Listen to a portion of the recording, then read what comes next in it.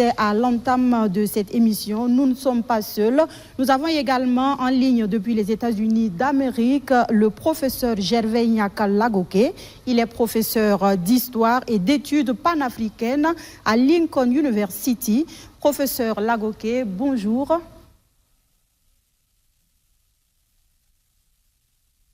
Bonjour Madame Kouabori. Merci d'être avec nous. Merci, c'est un plaisir d'être ici, un honneur. Merci, le plaisir, il est partagé. Vous avez également suivi comme nous cette forte mobilisation de ce 30 avril. Les uns et les autres ont donné leur appréciation. Vous qui êtes aux États-Unis d'Amérique, si on tient compte du fait que ce sont des propos que l'on pourrait qualifier de diffamatoire d'un général américain qui a drainé ce beau monde dans les rues de Ouagadougou. Dites-nous, quel est l'écho? Est-ce que vous avez pu percevoir l'écho que ça renvoie aux États-Unis d'Amérique? Oui, bien sûr. C'est un plaisir. Aujourd'hui, dans mon école, c'est Assessment Day. C'est l'année de clôture du semestre. Mais bon, compte tenu de l'importance, quand j'ai été contacté par Aubin, donc je suis venu ici parce que c'est un élément important pour l'Afrique. Donc, ce que je peux vous dire, je suis aux États-Unis et nous travaillons par rapport à l'avancée du panafricanisme. Et en 2007, nous avons lancé un forum pour le réveil du panafricanisme. Et en 2012, mes amis et moi, nous avons lancé la plateforme d'une conférence annuelle sur Thomas Sankara, donc depuis 2012. Je suis ivoirien, je suis panafricaniste. Donc, quand j'étais jeune, Sankara était un de mes héros. Et donc, on a voulu contribuer à renforcer son héritage politique ici aux États-Unis. Alors, quand il y a eu donc l'arrivée au pouvoir des officiers au Mali, au Burkina et au Niger, il y a eu beaucoup de débats avec des amis qui estimaient que les trois officiers étaient en train d'utiliser le panafricanisme afin de rester au pouvoir, qui n'était pas fondamentalement panafricaniste. Donc, on a eu ce débat pour expliquer aux gens que même si les leaders officiers au pouvoir n'ont pas eu le temps d'avoir la formation idéologique des gens comme Kwame Nkrumah, Thomas Sankara ou bien Nelson Mandela ou les Julius Nyerere, mais qu'ils étaient en train de symboliser la volonté populaire des Africains, des peuples africains. Donc c'était un peu ça, ma perspective. Alors, quand il y a eu donc le discours du général Langley d'Africom, parce qu'il faudrait qu'on insiste que Africom, c'est Africa Command, une branche militaire américaine que les Américains veulent installer sur le continent africain. Et donc, ils essaient par tous les moyens, comme les Français ont des bases militaires. Donc, voilà un peu le contexte. Quand un général d'une telle unité militaire dit une chose de ce genre, c'est vrai que vous avez vu sur les réseaux sociaux, moi je suis ici, donc je parle avec les uns les autres. Ça a été un élément de fierté, ça je peux vous dire, de savoir que de la Jamaïque, des Saint Kitts Nevis, des États-Unis, des Blancs, des gens d'origine asiatique, tous ces gens-là se sont mobilisés par rapport à quelque chose que les gens appellent la mémoire collective historique africaine. C'est vrai que les deux panélistes ont déjà abordé un peu cela, mais c'est par rapport à la tragédie du leadership africain que les gens n'ont pas forcément besoin de savoir tous les détails. Automatiquement, ils se disent que c'est le même spectre qui a contribué au renversement de Kwame Nkrumah en 1966, à l'ostracisme de Sékou Touré en 1958, à la mort de Boganda en 1959, à l'assassinat de Patrice Lumumba en 1961, à l'assassinat de Gilles Christ Olympio en 1963, à l'emprisonnement de Nelson Mandela en 1964, à l'assassinat de Malcolm X en 1965, au renversement de Kwame Nkrumah en 1966, et puis à la liquidation et à l'élimination physique de Dr. King en 1968, et puis donc à la mort et à l'assassinat de Thomas Sankara en 1987, et puis au bombardement du palais présidentiel de Gbagbo, et puis à la liquidation de Muammar Kadhafi. Donc c'est cette mémoire historique africaine-là et puis par rapport à la tragédie du leadership africain et des peuples de descendance africaine, que tous ces gens-là se sont mobilisés. Et donc, c'est un moment important pour l'histoire du panafricanisme. Et le Burkina encore, hier, au temps de Thomas Sankara, et puis en 2014, au moment de la mobilisation contre Blaise Compaoré, et aujourd'hui, ce pays qui est un pays d'une révolution permanente donne encore une opportunité à l'Afrique et au peuple de descendance africaine de s'organiser pour mieux lutter contre l'impérialisme. Donc voilà comment je me sens, les sentiments que j'ai par rapport à ce qui se passe. Nous allons revenir à vous dans un instant. En a concerné. Est-ce que ça ne veut pas en réalité, professeur Lagoké, dire que la mayonnaise du panafricanisme n'a pas véritablement pris? Qu'est-ce que vous en pensez?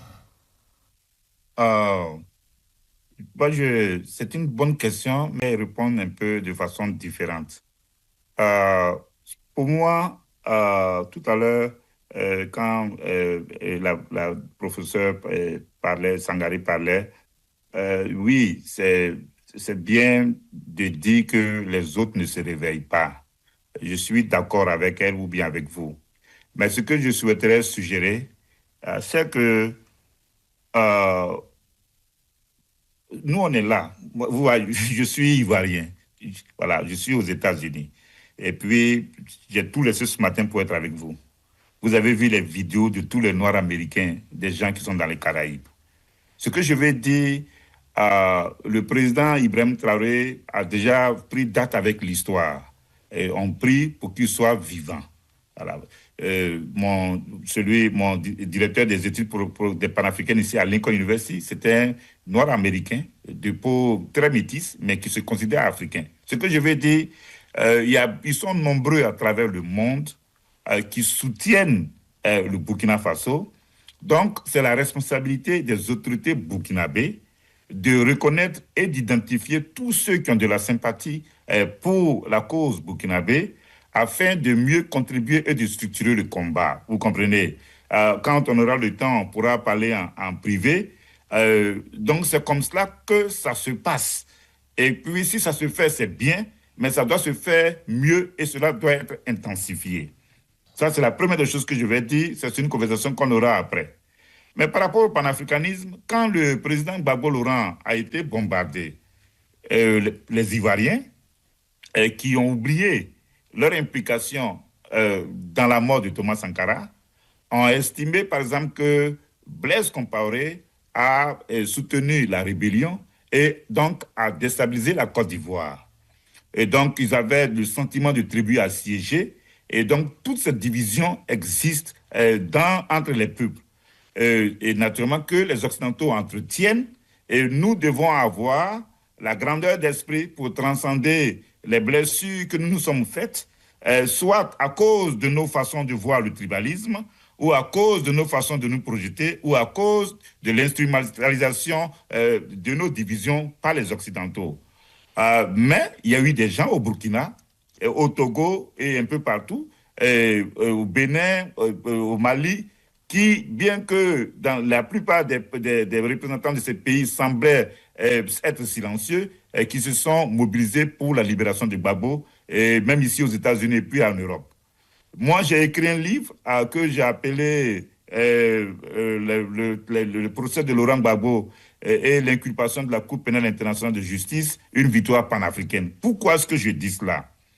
Parce que les gens, quand Gbagbo est libéré, c'est dans le contexte du panafricanisme. Le panafricanisme remporte des victoires. Ce qui se passe aujourd'hui, c'est une mobilisation panafricaine autour du Burkina, une mobilisation panafricaine autour du Niger, une mobilisation panafricaine autour du Mali, parce que c'est vrai qu'on parle d'IB aujourd'hui, c'est quand même Assimi Goïta qui a enclenché le processus que nous sommes en train de voir dans les régions du Sahel. Il y a eu aussi une victoire panafricaine au Sénégal avec l'arrivée au pouvoir de Ousmane Sonko qui a revendiqué le panafricanisme. En d'autres termes, on doit changer nos lunettes pour voir que le panafricanisme remporte des victoires.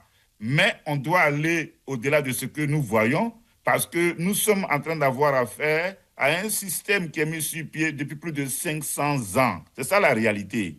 L'esclavage a duré entre 300 et 400 ans, la colonisation un peu plus de 150 ans, l'apartheid et la suprématie blanche en Afrique du Sud a duré pendant près de 342 ans.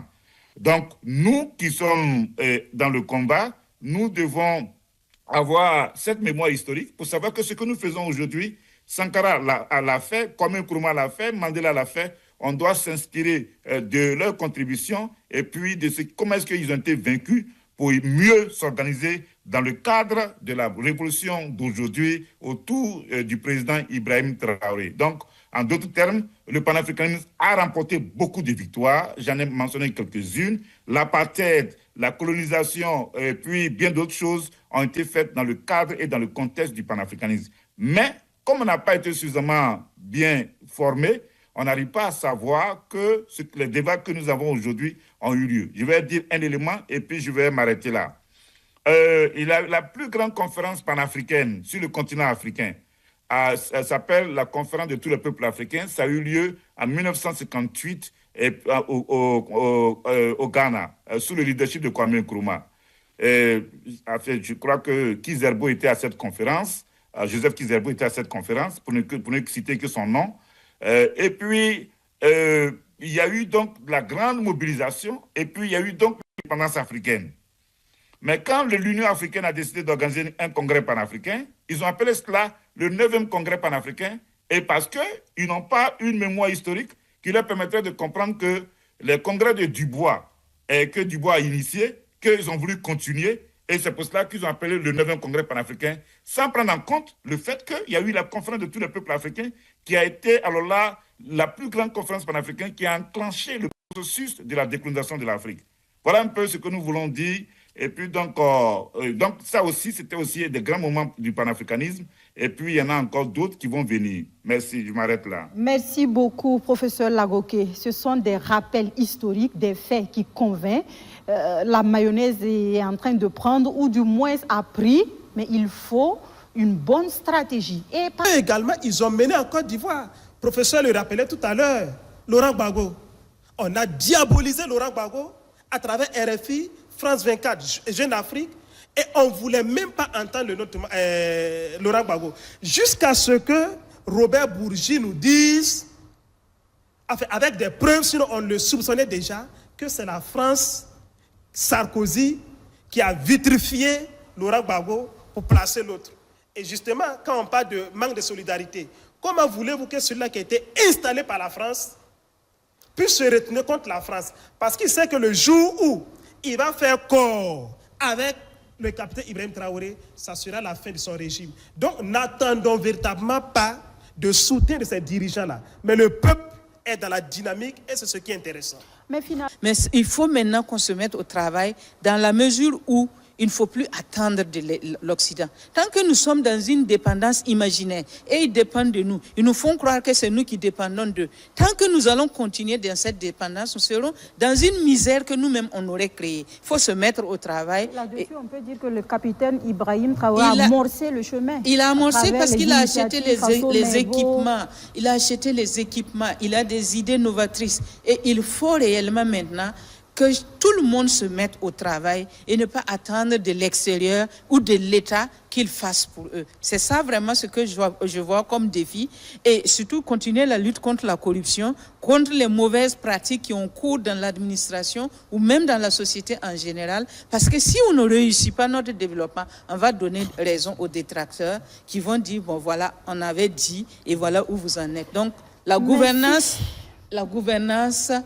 vertueuse, c'est une obligation ou jamais. D'accord. Je reviendrai à vous, mais on va donner une dernière fois la parole au professeur Lagoké. Professeur Lagoké, nous sommes en train d'arriver au terme du temps qui est imparti pour cette émission. Dites-nous rapidement, vous l'avez dit tantôt, le panafricanisme a eu des victoires. Et nous vous le concédons parce que c'est vrai, à travers des rappels historiques. Maintenant, pour ces questions de stratégie à mettre en place, Dr Nestorine Sangaré venait de réagir. Ma question par rapport à vous, dites-moi, qu'est-ce que vous pensez de cette force mutuelle que les pays de l'État, des États de l'AES veulent mettre en place? Pensez-vous que cette force commune pourra vaincre leader terroriste, au-delà, vaincre les stratèges de l'ennemi de ces peuples qui veulent s'affranchir. Très rapidement. Merci beaucoup. Merci beaucoup. Je vais essayer de, comme on dit chez nous, je vais essayer de wrap up. Ils n'ont pas droit à l'erreur. La ministre l'a dit. Donc, je ne pourrais pas, on ne pourra pas parler de toutes les stratégies à l'antenne. Mais la première des choses que je ne crois pas avoir vu, c'est qu'il faut changer le système scolaire au Mali, au Burkina et au Niger. Depuis là, au Sénégal, je n'ai pas encore vu, on parle du panafricanisme, c'est par l'éducation, depuis l'école primaire jusqu'à l'université et après. C'est comme cela qu'on forge les cœurs et les âmes des gens pour qu'ils comprennent ce dont nous sommes en train de parler. Et cela ne doit pas se faire de façon sporadique, de façon spasmodique et de façon intermittente. C'est la première des choses, s'il y a une suggestion à faire. La deuxième des choses, la ministre a parlé de développement endogène. Je suis d'accord avec elle. Ce que je ne crois pas avoir entendu, si je me trompe, vous pouvez me rectifier, c'est que, oui, le président Ibrahim Traoré a amorcé le processus d'un développement endogène à l'image de Thomas Sankara, de Kwame Nkrumah, tout cela. Mais quel est le substrat idéologique, le fondement idéologique de ce développement endogène? Dans mes recherches et ce que je fais, mes amis et moi, nous avons proposé la philosophie Ubuntu, qui est un concept sud-africain. Mais au Burkina Faso, vous avez Burkindi.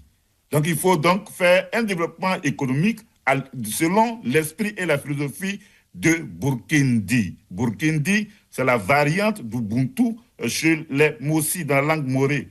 Donc, quand on parle donc de combat, ça, c'est la deuxième chose. La troisième chose, c'est que la raison pour laquelle on parle de Thomas Sankara, c'est parce qu'il a symbolisé donc Burkindi ou Ubuntu qui mettent l'accent sur l'humanisme. Mais il a eu des discours très forts et puis des gens ont écrit. Mais l'une des raisons pour lesquelles on parle beaucoup de Kwame Nkrumah, c'est parce qu'il a écrit 14 ouvrages. Et donc, ceux qui sont autour du président Ibrahim Traoré doivent contribuer son héritage politique en produisant des ouvrages de qualité sur ce qu'il a déjà réalisé depuis 2 ans et puis la vision qu'il est en train de promouvoir. Quand on regarde jusque-là, on ne voit pas cela. Avec tous ces Américains qui se mobilisent pour lui, ces ouvrages doivent être traduits en anglais. C'est comme ça qu'on renforce le legs politique d'un leader.